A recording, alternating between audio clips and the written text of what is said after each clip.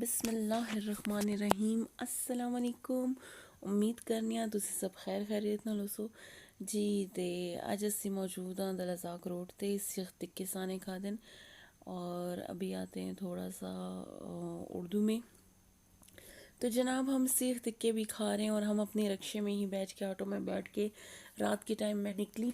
ये मैं आपको ऑटो भी दिखा रही हूँ। इसमें हमने बहुत इन्जॉय किया और इसमें हम बहुत ज़्यादा घूमते फिरते हैं। आज मेरा मकसद आपको थोड़ा सा पेशावर की सैर कराने के साथ साथ जो है तो आपको जो है हिनको के बारे में बताना चाहती हूँ, क्योंकि बहुत सारे लोग जो हैं इसमें समझते हैं कि मैं पंजाबी बोल रही हूँ, जबकि पंजाबी नहीं है जी। तो ये बना रहा है तोतियाँ मोतियाँ। तोतियाँ मोतियाँ जिसको उर्दू में बर्फ़ का गोला कहते हैं और हम लोग हिनको ज़बान में इसको कहते हैं तोतियाँ मोतियाँ। मैं हिनको ज़बान बोलती हूँ और हिनको ज़बान जो है वो पूरी दुनिया में इस टाइम जो है 2016 में एक सर्वे किया गया था। तो हिनको ज़बान बोलने वाले 3.7 मिलियन लोग थे। 2016 की बात कर रही हूँ। इस टाइम इंशाल्लाह ज़्यादा होंगे। अच्छा जी।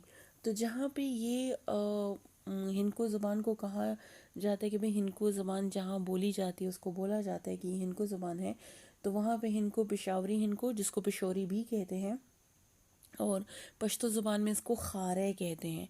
मतलब हमें खारे कहते हैं, पठान लोग हम खारे हैं, ये शहरी कहा जाता है और इस तरह हमें पेशावरी या पेशोरी कहा जाता है। फिर आते हैं कोहाटी। कोहाट में भी बोली जाती है। अवान कड़ी भी एक जगह है, गिब्बी भी है, हज़ारा में भी हिनको बोली जाती है। इसको हिनको को लिखने का जो वो है जैसे हरूफ होते हैं तो वो है शाहमुखी। शाहमुखी जो है तो उसमें इसको लिखा जाता है और हिनको ज़्यादातर जो है वो के में, पंजाब में और कश्मीर में बोली जाती है। फैमिली लैंग्वेजेस में हमारे पास आती हैं इंडो यूरोपियन लैंग्वेजेस आती हैं, इंडो आर्यन लैंग्वेजेस आती हैं, इंडो ईरानियन लैंग्वेजेस आती हैं, पंजाबी लाहंडा। पंजाबी लाहंडा ज़बान से जो है तो ये निकली है। हिंदको को जो है अमूमन समझा जाता था कि ये पश्तो का वर्ड है और ये नॉर्मली ये समझा जाता था कि जो इंडियन लोग हैं उनकी लैंग्वेजेस मतलब हिंद, ठीक है ना, हिंद से ये जो है हिंद को निकला है। हिंदुस्तान हिंद, तो वहाँ से ये हिंद को निकला है, जबकि ऐसा नहीं था। इनको जो है वो प्रॉपर एक अलग से जो है ज़ुबान है जिसमें मुख्तलिफ, जिसमें सराइकी से भी वर्ड्स लिए गए हैं। पंजाबी लहंडा भी पंजाबी की एक जो है किस्म है, उसमें से भी वर्ड्स लिए गए हैं जी। तो हम घूम फिर के आ गए थे दही भल्ले खाने के लिए। ये जावेद भाई के दही भल्ले हैं। ये आपको जो है करीमपुरा में मिलेंगे, हशनगरी के साथ है। प्लीज़ ज़रूर जाइए, ट्राई कीजिए।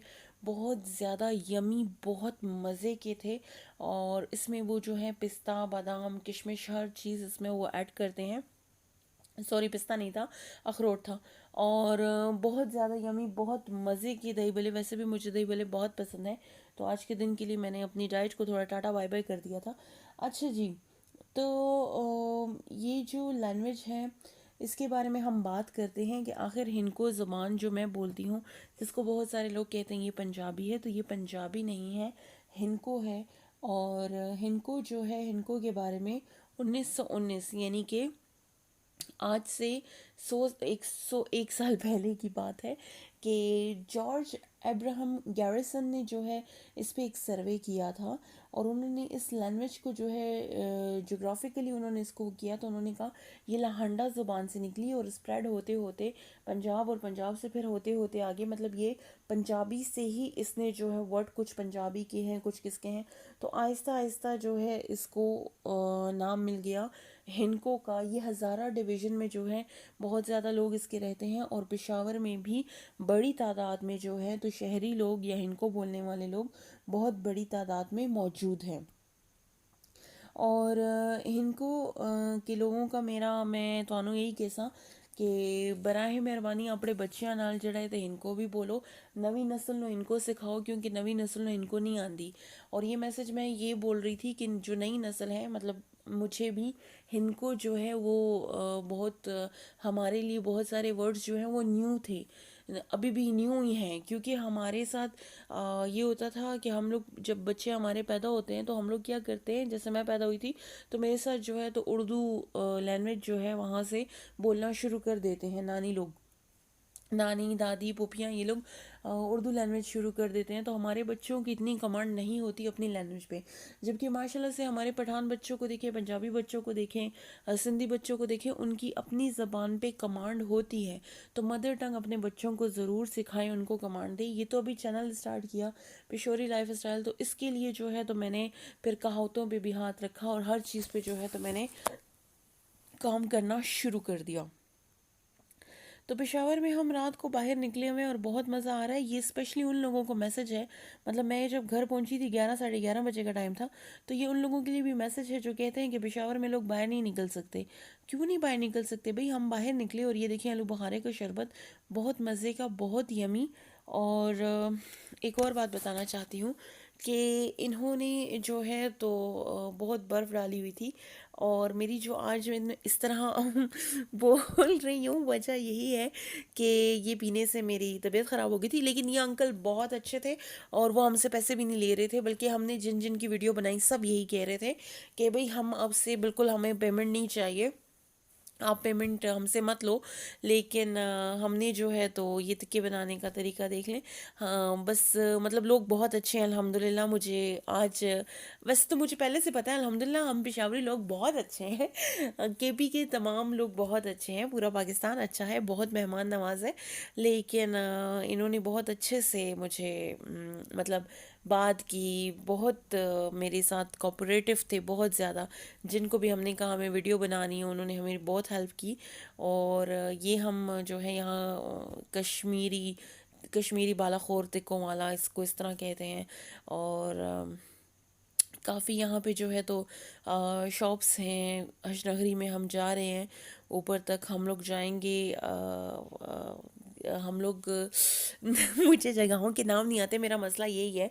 और इस टाइम जो है तो 3:30 बज चुके हैं रात के। तो मेरा सारा घर सोया हुआ है, वरना मैं अभी अपने घर से पूछती हूँ बस। अच्छा ये झंडा बाज़ार इसको कहते हैं, ये झंडा बाज़ार से हम गुजर रहे हैं, हम आगे जा रहे हैं, मेरे ख्याल से इसको जंगीपुरा।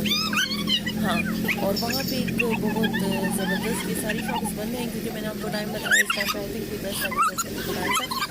तो हम लोग यहाँ पहुँचे थे, सारी शॉप्स बंद थी। और यहाँ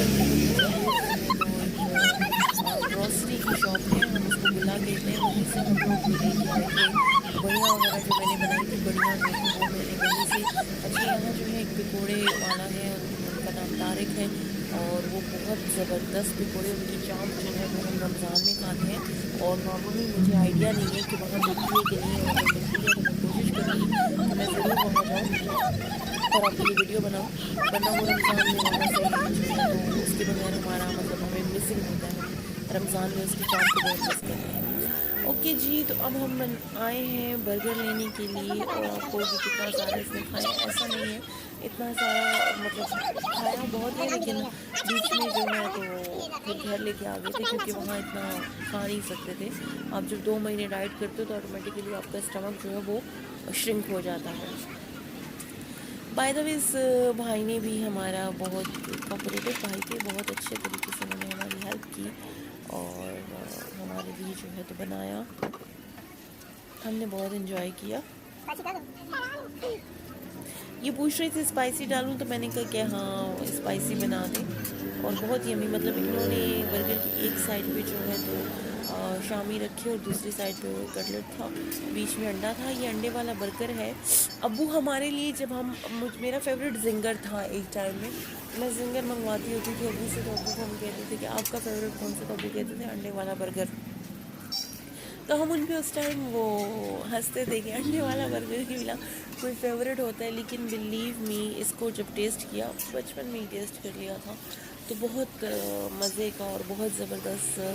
दरअसल यहाँ जो जिंगर वगैरह हम खाते थे तो उस टाइम हमारा ही होता था, बचपन में आता था, लेकिन बस हमें लगता था कि हाँ बस ये कोई मतलब इतनी अवेयरनेस नहीं थी कि बाहर का कोई फूड है। तो शायद आई थिंक फर्स्ट टाइम खाया था तो मैं 8 में होंगी उस टाइम, 8 क्लास में मैं थी। 2002 की बात होगी या पता नहीं 2004 की बात हो। तो उस टाइम की बात है। उसके बाद जो हमने पिज़्ज़ा वगैरह खाया था वो भी यही एज थी, मतलब यही इसी तरह 2004 या इसी तरह की बात है कि हमने पिज़्ज़ा वगैरह, मतलब ये पाकिस्तानी बर्गर और ये चीज़ें बहुत खाई हुई हैं। लेकिन जब वो बाहर के आ जाते थे पिज़्ज़ा और पिज़्ज़ा तो अब ये है कि बस हमारी अब रगों में घुस चुका है, उसका तो कोई लेवल बदल ही नहीं है। लेकिन बर्गर का मैं ये कहूँगी कि जिंगर से ये बहुत ज़्यादा टेस्टी है। और हेल्दी में मैं आपको क्या कह सकती हूँ कि अब ये हेल्दी है कि नहीं है और वो हेल्दी है कि नहीं है, बस बर्गर हैं दोनों। आप डाइट अगर आप चीट पे हो तो आप खा लो, चीट पे नहीं हो तो बस काइंडली अवॉइड करो इन चीज़ों को। और ये बीआरटी के जो रूट है, देखें बीआरटी की बसेस बहुत खूबसूरत, बहुत खूबसूरत, अल्हम्दुलिल्लाह माशाल्लाह के पेशावर तरक्की की राह पे गमज़न हुआ है। और ये हमारे लिए बहुत जो है अच्छी बात है, बहुत खुशी की बात है। ज़िंदगी में ऊंच नीच आती रहती है। और तुरंत ड्रामे में एक बहुत ज़बरदस्त उन्होंने बात की और मुझे वो बहुत अच्छी लगी। हमें उस बात का था लेकिन हमने कभी उस पर गौर नहीं किया। तो अर्तुगरुल ड्रामा जो है वो हमें अच्छे अच्छे मैसेजेस कन्वे करता है, जिसमें एक ये भी था कि उस रब ने जब इब्राहीम अलैहिस्सलाम को आग नहीं छू सकी, जब उनको आग में डाले आग उनको नहीं छू सकी। हज़रत यूसुफ अलैहिस्सलाम जो है तो उनको कुएं में फेंका गया, वो कुआं उनको ना छू सका। मतलब कुएं का जो जो भी तकालीफ थी उनसे वो सेफ रहे और खैर खैरियत से ज़िंदगी के साथ वो बाहर आ गए। तो ये किसका करम था? ये उस रब का करम था। तो वो रब जब इतने बड़े बड़े काम कर सकता है तो हमें तो ये सोचना ही नहीं चाहिए। हमारी लाइफ में तो बड़ी टेंशन्स और बड़े प्रॉब्लम्स तो है ही नहीं, हमारे प्रॉब्लम्स तो बहुत छोटे हैं और वो इंशाल्लाह अल्लाह ताला ने हमेशा हमारी मदद की है। बस क्या है, थोड़ी सी देर होती है, हर चीज़ अपने वक्त पे होती है। तो हमें अल्लाह ताला से उम्मीद लगा के रखनी चाहिए। और वो जब से, मुझे नहीं पता सीज़न 2 के किस एपिसोड में ये था, लेकिन मैंने ये जब से सुना है ना कि हमें पता है इस चीज़ का, पैगम्बरों ने बहुत सख्तियाँ झेली हैं। हज़रत अय्यूब अलैहिस्सलाम को देखें, हज़रत इस्माइल अलैहिस्सलाम को देखें, हज़रत इब्राहीम सब पैगम्बरों पे अल्लाह ताला की तरफ से जो है आजमाइशें आई और अल्हम्दुलिल्लाह उन्होंने वो सारी आजमाइशें पार की। और ये क्या है, हमारे लिए एक मैसेज था, हमें एक मैसेज देना था कि हमें जो है तो उसको देखना चाहिए और हमें अपनी ज़िंदगी उसके मुताबिक जो है तो जीनी चाहिए। मैं तारिक जमील साहब का बयान सुन रही थी आज, तो बहुत ज़बरदस्त उन्होंने बात की कि हज़रत मोहम्मद सल्लल्लाहु अलैहि वसल्लम अपनी जो उनकी वाइफ थी उनके साथ वो बहुत प्यार से रहते थे, बहुत तरीके से रहते थे, अपने घर वालों के साथ बहुत अखलाक के साथ रहते थे। इसकी वजह यही थी कि हम लोगों को मैसेज कन्वे करना था ताकि हम जो है उस चीज़ को समझें। और अल्हम्दुलिल्लाह यहाँ हम लोग जा रहे थे साथ साथ, तो थोड़ा सा आपको इस्लामिक वो बता दिया कि बहुत मज़ा आया। और एक मैसेज आपसे एक बात भी पूछना चाहूँगी, अगर आपको इसका आंसर आता हो तो ज़रूर बताइएगा। दुनिया में हज़रत उमर रज़ी अल्लाह अन्हु से सवाल किया गया था। ये शमा चौक से, इसको पहले नाम इसका शमा चौक था। यहाँ बड़ी बड़ी कैंडल्स बनी होती थी। हम छोटे होते थे, अब्बू लेके आते थे, तो हम इसको बड़े उसके साथ देखते थे कि भाई ये कैंडल्स जो हैं, मैं कहती थी ये क्यों लगाई हुई हैं और ये जलती हैं कि नहीं, पता नहीं कितनी ऐसी बात मैं क्यों सोचती थी। खैर, फिर जो है तो क्या हुआ, इसको अमन चौक का नाम दे दिया, पता नहीं क्यों दिया, आई डोंट नो, लेकिन इसका अमन चौक का नाम रख दिया। हम जा रहे हैं सदर की तरफ, कैंट की तरफ जा रहे हैं। सदर पेशावर की बहुत मशहूर जगह है। अच्छा जी, तो हज़रत उमर से जो है तो सवाल किया गया कि भाई दुनिया की कौन सी जगह है जिस पे ज़मीन की फ़र्स्ट टाइम जो है तो वो सूरज की रोशनी पड़ी और क़यामत तक दोबारा रोशनी नहीं पड़ेगी। तो इसका आंसर अगर आप लोगों को पता है तो प्लीज़ ज़रूर मुझे बताइएगा और कमेंट्स में इसका आंसर दीजिएगा। नहीं तो मैं अपनी न्यू वीडियो में इंशाल्लाह आपके साथ शेयर करूँगी कि इसका आंसर क्या है। और उम्मीद करती हूँ कि आप लोग बहुत इन्जॉय कर रहे होगे वीडियो को। हमने वैसे इन्जॉय बहुत किया, बहुत खूबसूरत बारिश हुई थी। उसके बाद हम लोग, बारिश जो है वो हुई थी असर के टाइम, और फिर जो है हम लोग ये कयूम स्टेडियम की तरफ सामने की तरफ रोड जाता था, लेकिन हमारा काम सदर की तरफ था तो हम सदर की तरफ आ गए। काम तो खैर हमारा नहीं था, लेकिन हम लोग निकले, मैंने थोड़ा सा कि भाई थोड़ी सी इंजॉयमेंट कर लेते हैं, चीज़ें वगैरह सदर में जो मिलती हैं वो ले लेते हैं खाने पीने की। ये सफ़ेद मस्जिद थी। ये हमने लिए हैं गजरे, और इनके साथ भी बहुत अच्छी अच्छी कहानियाँ जो हैं तो वो जोड़ी हुई हैं मेरी। कराची में जब ये गजरे लिए थे तो मुझे फूलों से एलर्जी है, मुझे उस टाइम आइडिया नहीं था, और मैंने इसको अपने सर के पास रख दिया था और सारी रात मैं चीखें मारती रही। आखिर मुझे गुस्सा आया, मैंने इसको उठा के जब फेंका तो मेरी चीखें रुक गई और मुझे रियलाइज़ हुआ कि मुझे इनसे एलर्जी है। तो अब मैं जितना हो सकता है इनसे दूर रहती हूँ जी। तो हम आ गए सोडा वाटर की तरफ। इसको जो है जो बनाने का तरीका देखें, इसने लेमन ऐड किया और सिंपल सा ब्लैक सॉल्ट इस भाई ने ऐड किया, और इन्होंने जो है तो ये बनाया। और आप देख लें मेरा ये जो गला बैठा हुआ है और मेरी आवाज़ बिल्कुल, मैं कहती हूँ बहुत ख़राब हुई हुई है।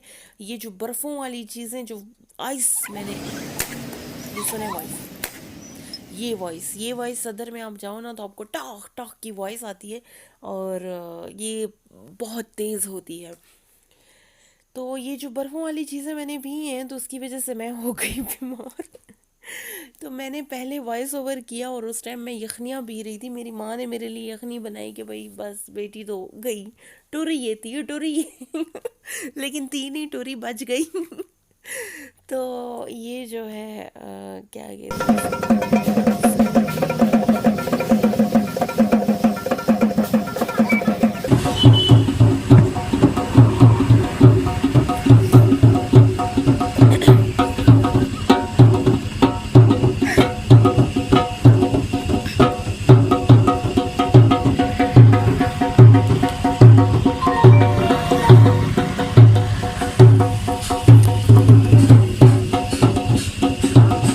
बस भाई बोल, भाई को हमने कहा और इन्होंने हमारे लिए ढोल बजाए।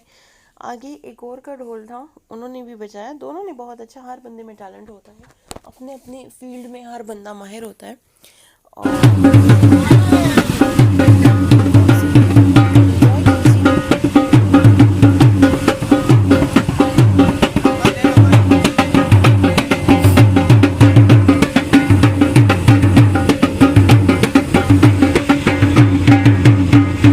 अच्छा, ये मैंने इसीलिए किया कि अब कोई कॉपीराइट का क्लेम भी नहीं करेगा, क्योंकि मेरी वीडियोस में म्यूज़िक अमूमन होता नहीं है।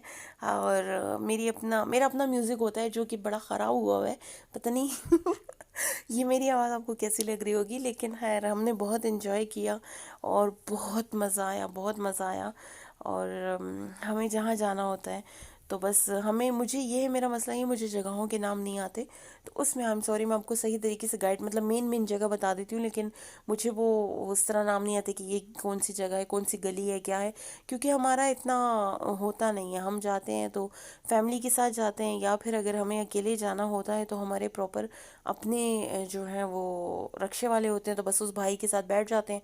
उसको हम सिर्फ बताते हैं कि भाई मशरत रोड यानी कि बड़ी खाला के घर, मशरा मामा, बड़े मामू के घर जाना है, इधर जाना है, उधर जाना है, तो वो हमें वहाँ पहुँचा देते हैं। तो हमें वो बीच में वो मसला नहीं होता कि यार अब कहाँ हम जा रहे हैं, कहाँ नहीं जा रहे, कौन सी जगह है, क्योंकि वो हमें पहुँचाते हैं। यूनिवर्सिटी, कॉलेज, स्कूल इसी तरीके से जाते रहे हैं, फिर जॉब की थोड़ा अरसा तब भी इसी तरीके से जाते रहे। मैं जब भी यहाँ से गुज़रती हूँ तो स्मॉल हुस्ना पढ़ के गुज़रती हूँ। तो ये जो है हॉस्पिटल है LRH लेडी रीडिंग, और इसकी वॉल पे बहुत खूबसूरत स्मॉल हुस्ना जो है तो वो लिखा हुआ था। अच्छा जी, तो बहुत खूबसूरत BRT का रूट, बहुत ज़बरदस्त। तो उम्मीद करती हूँ आपने इन्जॉय किया होगा वीडियो को। इंशाल्लाह आएंगे एक न्यू वीडियो के साथ। Thank you so much. अल्लाह हाफिज़।